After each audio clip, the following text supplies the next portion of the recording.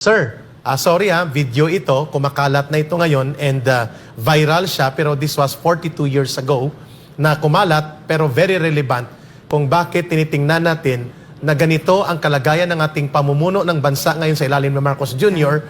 At ito po ang video ay ipi-play namin at dito sa dulo po ay nandoon yung Stephen Solar's, Congressman Stephen Solar's committee investigation on the questionable, ill-gotten, and unexplained wealth accumulation ng pamilya Marcos 42 years ago pa ito. And we want you to, we want you to analyze this. Yes. Pakinggan muna natin ito, Atty. Roque, please. Nyo, no? Yan talaga ay bubungkaling ko. Yeah. Bubungkaling ko talaga kung anong nangyari dun sa mga nahanap ng ninakaw na yaman sa Amerika. Yan. At kung itong mga ito, kung bigla na lang naibalik nila, ay kumikinalaman dito sa mga naging polisiya ngayon ng Presidente BBM na umanig na ngayon sa mga Amerikano. No? Excuse me now kasi pasensya na po dahil tuloy-tuloy pa rin ako sa aking trabaho at nandito po ako sa susunod ko pagpupilog. Pero kinakailangan panoorin niyo po itong video ninyo at ang tanongin ninyo, may kinalaban ba itong nakaw na yaman ito sa issue ng pagbabalentong ni Presidente BBM doon sa kanyang pulisiya na ipagpapatuloy ang independyenteng panglabas na relasyon ng Pilipinas sa buong mundo? Hindi naman kaya, baka naman itong desisyon nito ay pulburon lamang. Maraming salamat. Atty. Roque, mag-ingat po kayo. Thank you for your time. Okay. Thank you. Mga kababayan, tunghayan natin itong video. Marami pa po ito. Ito ay isa lamang sa mga clips na natisod natin dito sa Pilipinas nating mahal. Tunghayan po natin ito.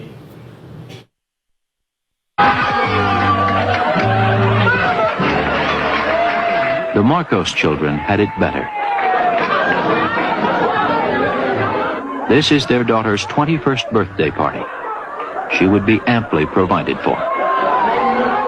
Her parents had set up a trust account for the three children.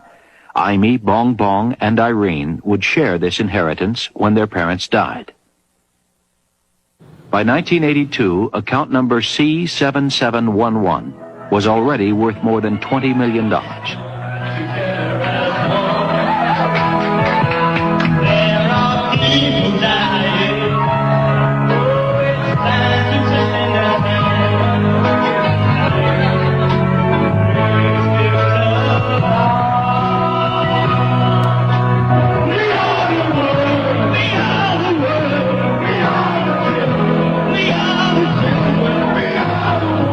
It seems as if the wealth of the Marcoses did indeed make the world their oyster.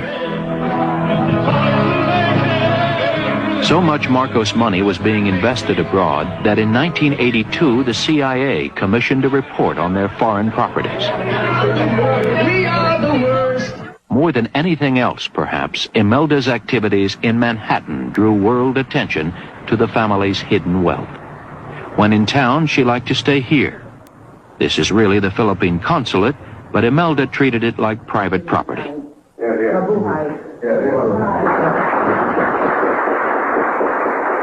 Upstairs, she had a disco installed. Here, she loved to hobnob with people like Adnan Khashoggi, the Saudi billionaire. But it wasn't just the social life that drew Imelda to Manhattan. She was beginning to take an active interest in New York real estate. Though she tried to be discreet, press reports were naming the Marcoses as the real owners of a $63 million shopping center on Herald Square, a $95 million skyscraper on Wall Street, a $60 million office building on Madison Avenue. Over on Fifth Avenue, the Crown Building worth $101 million. And a luxury estate on Long Island. These properties were the subject of special hearings conducted by Congressman Stephen Solars. His star witnesses were the Bernstein brothers, whose real estate company had managed the 4 Manhattan properties. They had refused to testify until Solars threatened to cite them for contempt of Congress. Do you swear that the testimony you are about to give is the truth, the whole truth, and nothing but the truth, so help you God? I do. I do. Have you located properties for Ferdinand and Imelda Marcos? Yes. Yes. Have you acquired properties for Ferdinand and Imelda Marcos? Yes. Yes. Have you managed properties for Ferdinand and Imelda Marcos? Yes, but let me qualify that. When we say yes to that, it's through the string of companies that were described previously. 4 strings of companies were set up to conceal the real ownership of 4 New York properties. The principals, the Marcoses, hid behind a layer of 3 Panamanian companies, which in turn owned Basic Cover, a company in the Dutch Antilles, and this was the legal owner of one of the New York properties. You will never find anything that will have Marcos's name in it, unless, of course, you find some person who will attest to having done this on behalf of Marcos. There's no piece of paper that will show that President Marcos had anything to do with his properties. The internal infection. The man who devised this paper chase for Marcos was a certain Rolando Gapud. Mr. Gapud set up bank accounts that only he knew about. And this bank accounts then was the repository of funds coming from all over the world. Illegal funds, funds that were stolen by President Marcos. It was Gapud who signed documents that show that Ferdinand and Imelda Marcos were the real owners of a series of accounts numbered 77. President Marcos was very superstitious, and apparently he thought the number 77 was a lucky number for him. Of course, that made us trace him that much easier, that he had all these 7,700 accounts. Mga kababayan, nakakabahala po ito. Hindi po ito pwedeng pasubalian na ito ay artificial intelligence generated video. Sapagkat 42 years ago ito na video. And the last part video, yung congressional investigation tungkol sa mga dami accounts and dami properties ng pamilya Marcoses, doon sa New York pa lang ito, ay recorded sa Congress ng US.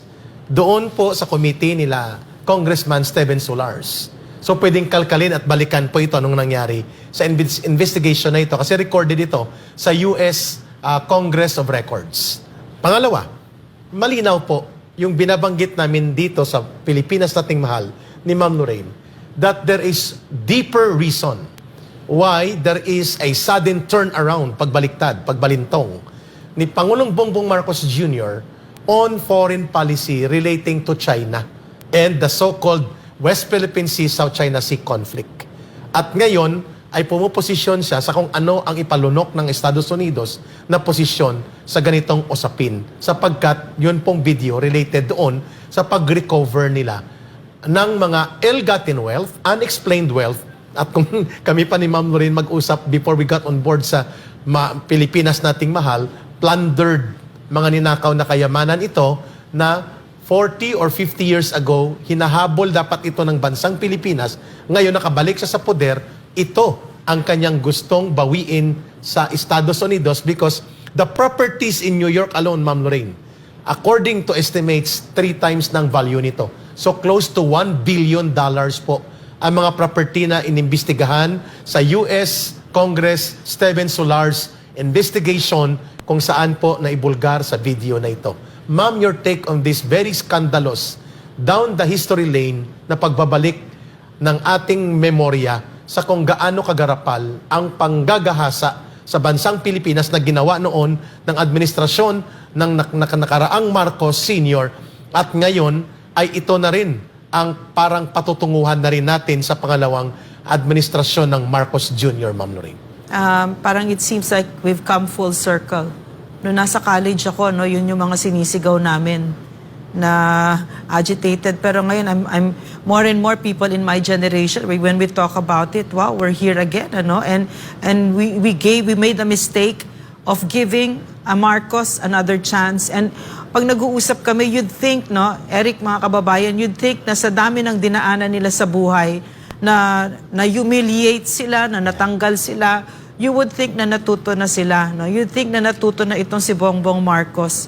Yung pala hindi. No? Yung pala, ito yung kung bakit he has brought us to the verge of a war. Yes. No? Ito yung kapalit. Ito yung 30 30 pieces of silver ni Bongbong Marcos. Nakita natin yung report ngayon, Grabe. no? Na yan yung mga properties in Manhattan. No? Ito yung ipinalit niya sa soberenya ng Pilipinas. Ito yung ipinapalit niya sa salinlahing Pilipino. Magkakandamatay ang mga sundalo. The destiny of our country will really be destroyed. No? We will not meet our destiny because we now have a sitting president who cares far more for the money of his family that he stole from the Filipino people, and he has no true love for us. Yun, malinaw po.